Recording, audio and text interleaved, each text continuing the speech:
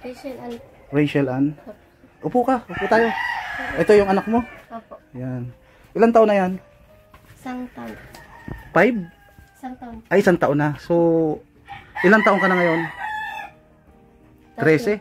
13. Yan, 13. So, nagkaanak ka 12. Ay, grabe, mga kalingap, na sobrang napakabata pa po nito. Hello, baby. Kumusta mo sa nangyari sa karanasan mo ngayon? Ingat kayo sa nga kagayang gumawa sa akin nung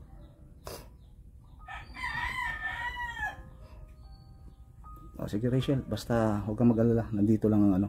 Teka nga pala, yung tatay mo dati, yung biological father mo, nasaan? nung totoong papa ko po. Ha? Nung totoong papa ko. Oo, yung totoong papa mo. Wala na po, patay na. Ay, patay na. Sorry ha.